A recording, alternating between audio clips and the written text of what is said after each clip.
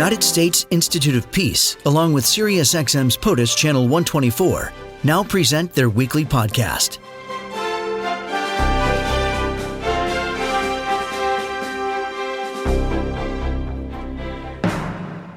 Joining us now, Joseph Sany. He is the Vice President of the USIP's Africa Center, and joins us now to talk about the latest about the Democratic Republic of Congo and why Americans should care. Joseph, welcome back and good morning. How are you? Good. Thank you for having me, Laura. Thank you for raising this issue.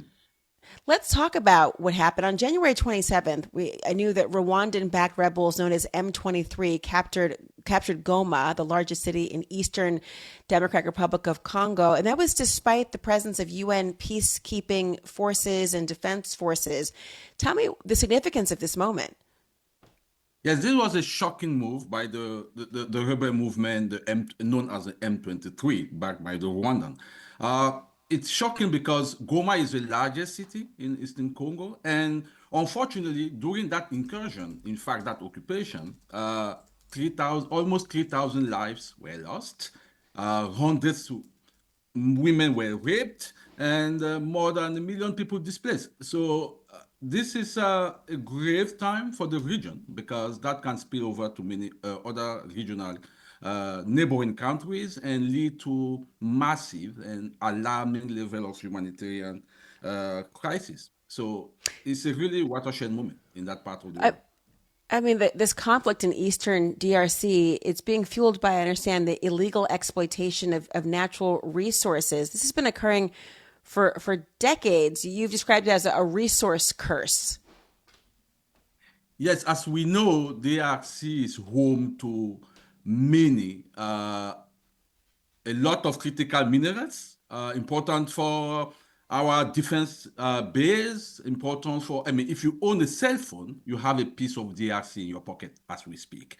Unfortunately, those resources, or as we say in the jargon, rather than fueling the development and the peace in that part of the world, has actually led to a resource curse. Appetites by multiple actors, state and non-state actors, are driven in DRC Congo to illegally exploit those minerals, and the civilian population bear the brunt of that illegal exploitation. And by the way, even our strategic adversary, like China, is also involved in that game. And so, unfortunately, then, this, and combined to that, is not just a resource curse, but it's also poor governance in Congo itself. As we know, for the past decades, Congo is engulfed by political instability, poor governance, corruption, but also, unfortunately, ethnic tensions. There are tensions between several communities, particularly between the Congolese Tutsi and some other ethnic groups. Those tensions were exacerbated by the genocide in 1994, the Tutsi genocide of 1994 in Rwanda, where some of the genocide then moved into Congo. So it's a cocktail of many things: resource curse, of course, but ethnic tensions and poor governance.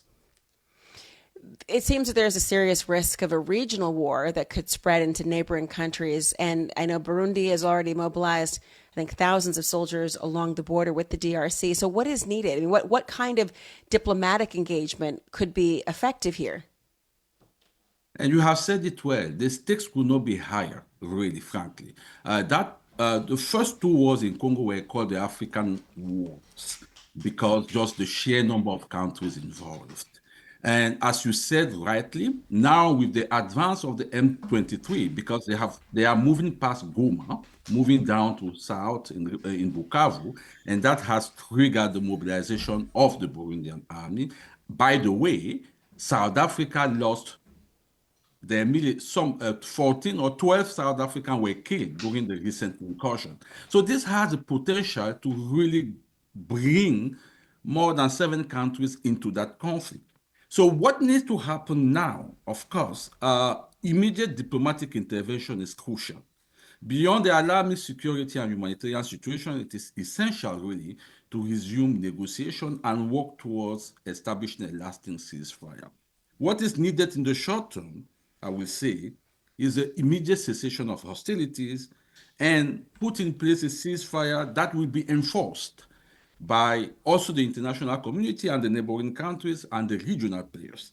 I think to face the humanitarian crisis, I think it's also important immediately to reopen the Goma airport, the largest city, to allow UN agencies and NGOs to deliver essential aids. People are dying, Laura. People are dying. Women are being raped. People are hungry. So it's important to open those humanitarian corridors as we speak and stop the fighting, at least to allow aid to get in. It sounds particularly dire. Thank you so much for raising our awareness of this issue. Joseph Sany, Vice President of the USIP's Africa Center, thank you for this conversation. Thank you, Laura, for raising this issue. Thank you so much. This podcast has been brought to you by the United States Institute of Peace and SiriusXM's POTUS, Channel 124.